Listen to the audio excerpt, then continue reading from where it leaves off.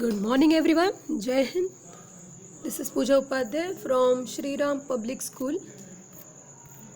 So, today in this chapter, Business Environment, we are going to see the new topic, that is macro environmental component. In that, first one is your economic environment.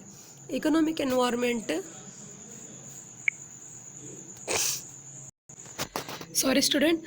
Economic environment is consist of economic system, economic policy, and economic condition prevailing in the country. It means that economic environment is related with the three component: economic system, economic policy, economic condition. Okay, all above three factors either creates threat or will provide the opportunity to the business organization. As I already told you, whenever the business environment take the place, there should be either threat or opportunity is there along with that always. Okay, it is a duty of the manager to identify whether it is a threat or opportunity for our own organization, and according to that they have to adjust their activity of the organization.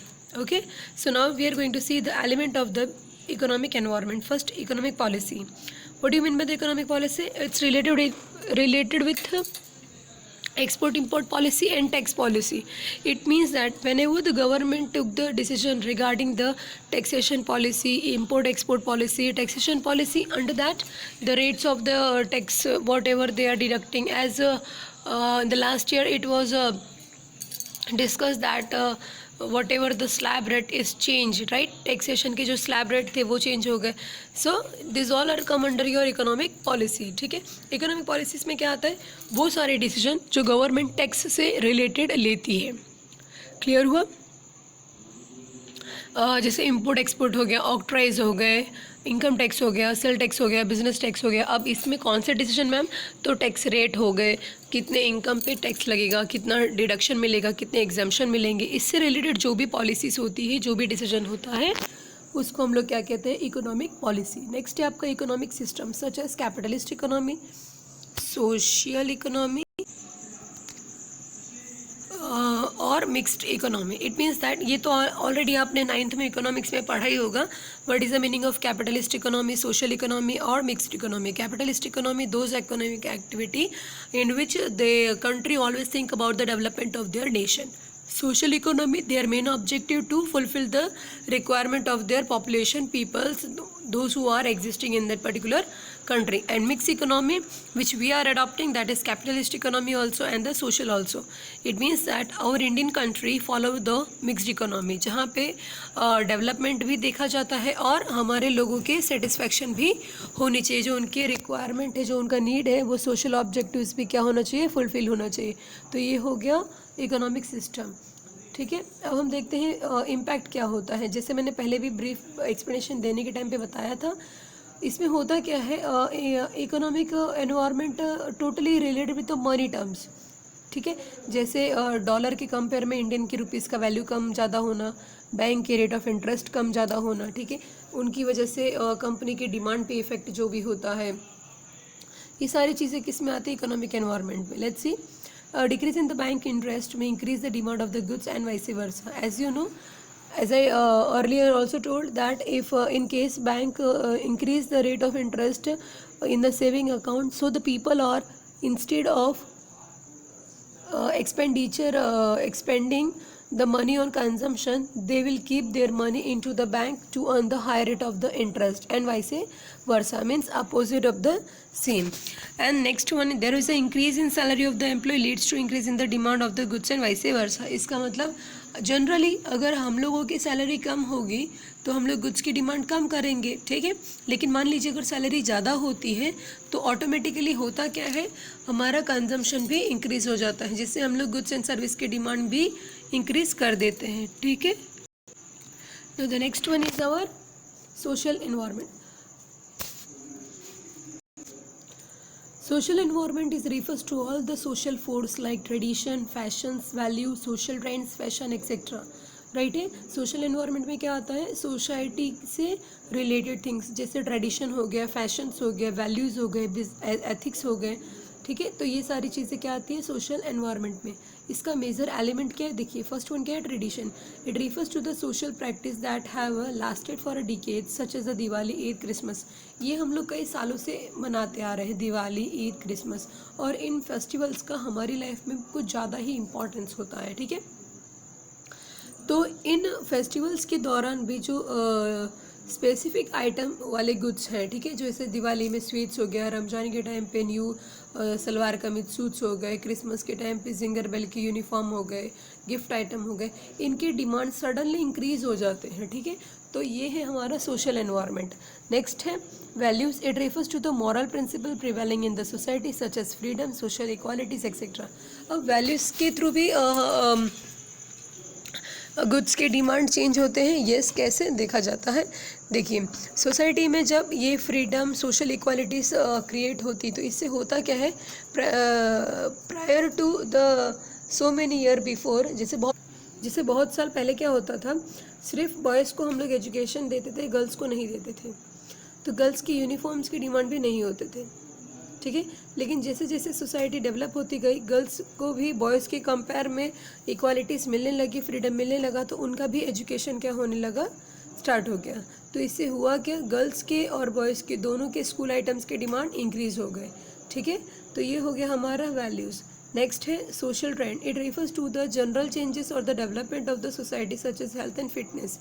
हम लोग कुछ particular लोगों को देखते हैं कि जैसे कुछ लोग होते हैं जिनको बाहरी फूड आइटम खाना कंजम्पशन करना ज़्यादा अच्छा लगता है, कुछ लोग ऐसे होते हैं जिनको घर का खाना ज़्यादा अच्छा लगता है, बाहर का बिल्कुल अच्छा नहीं लगता है, कुछ लोग ऐसे भी होते हैं जो हेल्थ कॉन्शियस होते हैं, वो सिलेक्टेड फूड आइटम का ही कंजम्पशन करते हैं, ठीक है। तो ये आते हैं सोशल ट्रेंड में। जैसे अब मान लीजिए आपकी सोसाइटी जहाँ पे आपका बिजनेस ऑर्गेनाइजेशन है, वहाँ पे कोई जिम है, ठीक है। अब लोग जिम में बहुत आते हैं, यानी कि वो लोग फिटनेस के बारे में ज़्यादा सोचते हैं, तो वहाँ पे किस गुड्स का डिमांड ज़्यादा होगा, ऑब्वियसली जिम से रिलेटेड जो गुड्स होंगे उसी का डिमांड ज़्यादा होगा, ठीक है। तो ये हो जाता है सोशल ट्रेंड्स, ठीक है। नेक्स्ट हम लोग देखते हैं इसका इम्पैक्ट क्या है। Following are the impact of the social environment. A large number of the festival provide the opportunities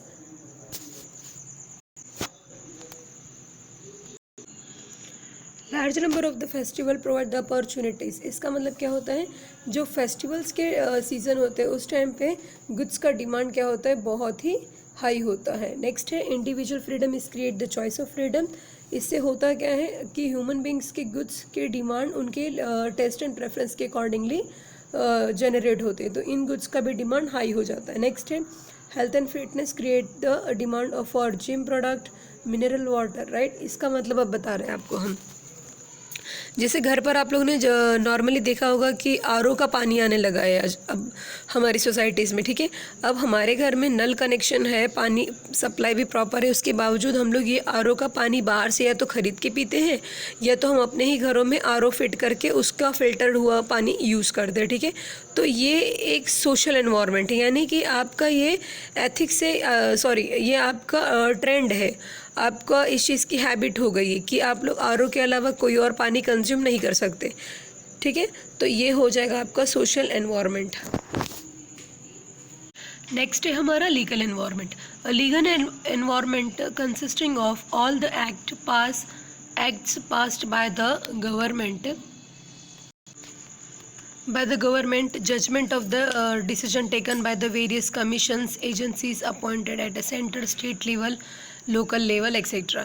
यानी कि लीगल एनवायरनमेंट में क्या आता है, लीगल एनवायरनमेंट में हम देखेंगे जो भी central government, state government, local government, parliament के थ्रू जो भी एक्ट पास करती हैं वो आता है हमारा लीगल एनवायरनमेंट में, ठीक है। This arrangement needs to control and regulate the business and advise such as sell purchase, industrial disputes, etc. अब हमें लीगल एनवायरनमेंट की रिक्वायरमेंट क्यों हो गई, लीगल एनवायरनमेंट के थ्रू हम लोग क्या करते हैं, लीगल एनवायरनमेंट के थ्रू हम लोग क्या करते हैं, बिजनेस की जो एक्टिविटीज़ होती है, ठीक है, उसको मिसलीडिंग होने से बचाते हैं। यानी बिजनेस ऑर्गेनाइजेशन किसी भी वे में जनरल पब्लिक को हार्म ना कर सके बाय चीटिंग और एनीथिंग एल्स, उनको प्रोटेक्शन देने के लिए हमें लीगल एनवायरनमेंट सेटअप किया गया था। Following are the element: the act legislation passed by the government, the judgment of the court, the decision taken by the various commission agencies। ये सब क्या है, लीगल एनवायरनमेंट। कुछ एग्जांपल दे रहे हैं, जैसे कंज्यूमर प्रोटेक्शन एक्ट हो गया, ठीक है, कंपनीज एक्ट हो गया, आपका पार्टनरशिप एक्ट हो गया, ये सारे एग्जाम्पल किसके हैं, लीगल एनवायरनमेंट के। जैसे मिनिमम वेजेस एक्ट हो गया, सेल ऑफ गुड्स एक्ट हो गया। तो ये सारे एक्ट क्यों पास किए गए थे, ताकि कंपनी जो भी रूल्स रेगुलेशन एक्ट में बताए गए हैं उसके दायरे में रहकर ही अपना काम करे। ठीक है, तो ये हो गया आपका लीगल एनवायरनमेंट। नेक्स्ट है इम्पैक्ट क्या है, by removing the control on the capital market huge amount of the capital collected by the businessman bye issue of the new issue in the new market. इसका मतलब क्या है, पहले जो capital market थी जहाँ से कंपनी अपने लिए फंड रेस करती थी, वहाँ पे कंट्रोल था किसका, गवर्नमेंट का, कि कितने अमाउंट तक आप लोग रेस कर सकते हो और कितनी बार कैश फंड मार्केट से मंगा सकते हो। लेकिन गवर्नमेंट ने क्या किया, कुछ समय के बाद अपना ये कंट्रोल पूरी तरह से कैपिटल मार्केट से हटा दिए। अब इससे क्या हो गया, जो भी कंपनी जितना भी पैसा जब भी चाहती है तभी नया इश्यू करके पैसा मंगा सकती है। ठीक है, तो इसकी वजह से होने क्या लगा, ये एक तरफ से अपॉर्चुनिटी जिसके through company growth and development करने में आसानी हो गई कंपनियों को। ठीक है, नेक्स्ट है with introduction of the relaxation in FDI and foreign exchange various multinational company enter in the Indian market due to विच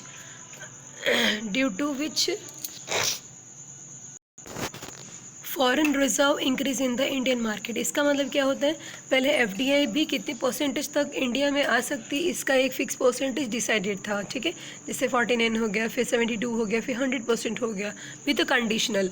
ठीक है, तो जब FDI के परसेंटेज में रिलैक्सेशन दिया गवर्नमेंट ने, तो उससे क्या हो गया, most of the multinational companies India में आकर के सेटअप होने लग गए। ठीक है, इसकी वजह से हमें क्या फ़ायदा हुआ, फॉरेन रिजर्व हमारे लिए ज़्यादा से ज़्यादा कंट्री में आने लगी, जो हमारे लिए बहुत ही इम्पॉर्टेंट है। ठीक है, तो ये हो गया हमारा लीगल एनवायरनमेंट। अब देखिए, FDI के आने की वजह से एक फ़ायदा भी हुआ और एक नुकसान भी हुआ। थ्रेट क्या हुआ, मल्टीनेशनल कंपनी के आने की वजह से जो होम कंट्री है, कंट्रीज़ के कंपनियां हैं जैसे होम कंपनी से, उनका डिमांड अफेक्ट हो गया। ठीक है, ये हो गया हमारा थ्रेट। और दूसरी तरफ से अपॉर्चुनिटी क्या है, मल्टीनेशनल कंपनी के आने की वजह से कंज्यूमर को वैरायटी ऑफ गुड्स मिलने लगा एट अ चीप रेट में। ठीक है, और हमारे यहाँ पे फॉरेन रिजर्व भी इंक्रीज़ हो गया। ठीक है, तो यही डिक्लेयर होता है कि जब भी एनवायरनमेंट आता है तो वो थ्रेट अपॉर्चुनिटी दोनों ही साथ में लाता है। वो डिपेंड करता है कि बिजनेस ऑर्गेनाइजेशन उसमें से किस चीज़ को चूज़ करते हैं और अकॉर्डिंगली उसके एडजस्ट कैसे करते हैं। ठीक है, चलो नेक्स्ट हम लोग देखते हैं अब टेक्नोलॉजी एनवायरनमेंट। जनरली जब भी हम टेक्नोलॉजिकल वर्ड सुनते हैं तो हमारे दिमाग में सिर्फ मशीनरीज दिखाई देती, but my dear technological environment मतलब क्या होता है, देखिए, technological environment consisting of innovation of the new techniques to produce goods and service and operating the business। इसका मतलब ये होता है कि टेक्नोलॉजी एनवायरनमेंट ऑलवेज मशीनरी से रिलेटेड नहीं होता है। इनफैक्ट इसका मतलब ये होता है कि जब भी हम अपने प्रोडक्शन एक्टिविटी में कोई भी इनोवेटिव मेथड यूज़ करते हैं, कुछ भी इनोवेटिव करते हैं, ठीक है, new method, new concept launch करते हैं, तो उसको हम लोग टेक्नोलॉजी कहते हैं। क्योंकि हम कभी भी कुछ भी नया तब करते हैं जब उस कुछ नया करने की वजह से हमारी कंपनी को फ़ायदा होता है। नेक्स्ट है technological environmental changes bring the something new and betterment to the customer. जैसे अमूल कंपनी का नाम सुना है, पहले सिर्फ दूध बनाती थी, फिर उन्होंने सोचा कि हम लोग दही भी बना सकते हैं क्योंकि वो भी दूध से, फिर घी, चीज़, पनीर और आइसक्रीम, आज तो आप लोग देखते हैं मल्टीपल ऑप्शन है। तो ये पॉसिबल कैसे हुआ, अमूल कंपनी ने हमेशा कुछ ना कुछ इनोवेटिव करने का ट्राई किया और आज सक्सेसफुल हो गई है। ठीक है, तो यही होता है एनवायरमेंटल टेक्नोलॉजिकल एनवायरमेंटल चेंजेस। ठीक है, नेक्स्ट है they may bring the threat to some businessman to provide the opportunities to some other businessman. अब टेक्नोलॉजीज़ की वजह से होता क्या है, कुछ बिजनेसमैन का नुकसान भी होता है और कुछ बिजनेसमैन का फ़ायदा भी होता है। जैसे मान लीजिए पहले किसी कंपनी में टाइपराइटर यूज़ होता था और हैंड रिटन यूज़ किया जाता था पेपर डॉक्यूमेंटेशन वर्क में। अब वहाँ पे लैपटॉप और कंप्यूटर इंट्रोड्यूस किया गया, तो इससे थ्रेट क्या है, उतने लोगों का एम्प्लॉयमेंट चला गया। लेकिन अपॉर्चुनिटी क्या है, जो काम 2 दिन 4 दिन लगता था वही काम 1-2 घंटे में अब हो जा रहा है, यानी कि स्पीडी काम होने लग गया। ठीक है, नेक्स्ट है following are the element of the technology. In that first one देख लीजिए, with the advent of the television the demand for radio and cinema house get adversely affected. इसका मतलब है टीवी आने की वजह से रेडियो और सिनेमा घर के डिमांड भी अफेक्ट हुए हैं। ठीक है, क्योंकि अब हम मूवीज़ देखना है या सॉन्ग सुनना है, न्यूज़ सुनना है, तो उसके लिए हम लोग जनरली टेलीविज़न यानी टीवी रेफर करते हैं इंस्टेड ऑफ रेडियो और सिनेमा घर। नेक्स्ट है डिजिटल वॉच डिजिटल वॉच के आने की वजह से, ठीक है, जो ट्रेडिशनल वॉच था वो एलिमिनेट हो गया। यानी अब आप लोग ने देखा होगा वॉचेस में भी कई वेराइटीज़ आई हैं। हमने तो एक दिन देखा एक नए वॉच निकले हैं जिसमें अगर मोबाइल पे फ़ोन आता है तो वो भी हम लोगों को वॉच के थ्रू पता चलता है, ठीक है। तो ये ट्रेडिशनल वॉच में ये सारी फैसिलिटीज़ नहीं थी। तो ये हो गया, डिजिटल वॉच आने की वजह से ट्रेडिशनल वॉच का डिमांड अफेक्ट हो गया। Arrival of the photostat machine, market carbon paper industry also suffered. अब फोटोस्टेट मशीन्स के आने की वजह से क्या हुआ, जो पहले कार्बन कॉपी पेपर यूज़ होता था उसका डिमांड भी अफेक्ट हो गया। तो ये होता है एनवायरमेंटल टेक्नोलॉजिकल एनवायरमेंटल फैक्टर्स, ठीक है। जिससे होता क्या है, कुछ इनोवेटिव होता है तो उसका सेकेंड इफेक्ट दूसरे ऑर्गेनाइजेशन पे नेगेटिवली होता है, ठीक है। नेक्स्ट होगा पॉलिटिकल एनवायरनमेंट।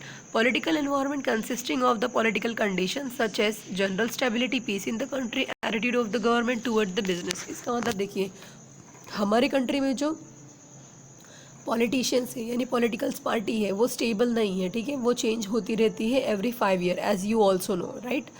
सो उनके चेंज होने से उनके जो फैसले होते हैं, जो डिसीजन होते हैं, अब नई नई जो पार्टियां आती हैं वो लोग अपने अकॉर्डिंगली कंपनी इसके लिए पॉलिसीज़ बनाती हैं, जो नए रूल्स रेगुलेशन फ्रेम करती है, ठीक है। उनकी वजह से भी बिजनेस ऑर्गेनाइजेशन अफेक्ट होता है। तो उसको हम लोग क्या बोलेंगे, पॉलिटिकल एनवायरनमेंट। जैसे political stability in the country, peace in a country, types of the government. अब गवर्नमेंट भी के कौन से टाइप्स, सिंगल है, मल्टी है। सिंगल यानी कि सिंगल रूलिंग पार्टी, मल्टी यानी जिसको हम लोग गठबंधन बोलते हैं, ठीक है। तो नेक्स्ट ये है attitude of the government toward the business. अब ये सरकार डिसाइड करती है कुछ रूल्स रेगुलेशन जो उनके फेवर के लिए हो, उनके अकॉर्डिंग हो, राइट। तो ये हो जाता है हमारा पॉलिटिकल एनवायरनमेंट। सपोज जनरली आपने देखा होगा रूरल एरियाज़ में बड़ी बड़ी जो इंडस्ट्रीज़ होती हैं, जब वो सेटअप होना चाहती हैं तो गवर्नमेंट का परमिशन रिक्वायर्ड होता है उनको, ठीक है। बिना परमिशन के रूरल एरियाज़ में वो लोग अपने फैक्ट्री इंडस्ट्री सेटअप नहीं कर सकते। और वो रूरल में ही क्यों जाते हैं, ताकि वहाँ पे उनको चीप रेट में लैंड अवेलेबल हो। तो ये गवर्नमेंट का डिसीजन होता है whether to give the land at a cheap rate or not, ठीक है, whether to give the land at a cheap rate or not. तो गवर्नमेंट ये लैंड उनको तभी चीप रेट रेंट में देती है जब उनके थ्रू, यानी उस पर्टिकुलर बिजनेस ऑर्गेनाइजेशन के थ्रू गवर्नमेंट का भी कोई ना कोई प्रॉफिट मोटो फुलफिल हो पाए तो, ठीक है। तो ये हो गया हमारा पॉलिटिकल एनवायरनमेंट। अब इसके इम्पैक्ट देते हैं। जैसे देखिए 1977 में जनता गवर्नमेंट थी, तो उन्होंने एक पॉलिसी अडॉप्ट किया था जिसमें उन्होंने मल्टीनेशनल कंपनी में टोटली बैन कर दिया था। यानी कि ज़्यादा से ज़्यादा कंपनियां मल्टीनेशनल इंडिया में सेटअप नहीं हो सकती हैं, ठीक है। Stringent attitudes toward the multinational company, as a result coca cola को हमने आउट ऑफ द इंडिया कर दिया था। फिर उसके बाद नई गवर्नमेंट आई, उन्होंने क्या किया, मल्टीनेशनल कंपनी की इन्वेस्टमेंट को इंडिया में एंकरेज किया। उनका पर्पज़ था कि ज़्यादा से ज़्यादा मल्टीनेशनल कंपनी इंडिया में आएंगी तो फॉरेन रिजर्व हमारे पास ज़्यादा होगा, और फिर उसकी वजह से क्या हुआ, कोको कोला फिर से इंडिया में आ गया।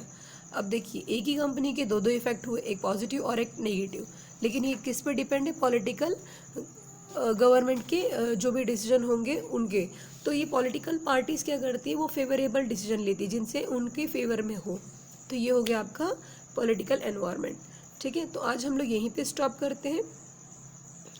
As usual whatever I explain you today, if you having any kind of the doubt, ask me in the evening lecture, okay, and note down all the points carefully, write the explanation of the point by your own। आज यहीं पे stop कर देते हैं, ठीक है। Happy and stay home, stay safe. जय Hind everyone.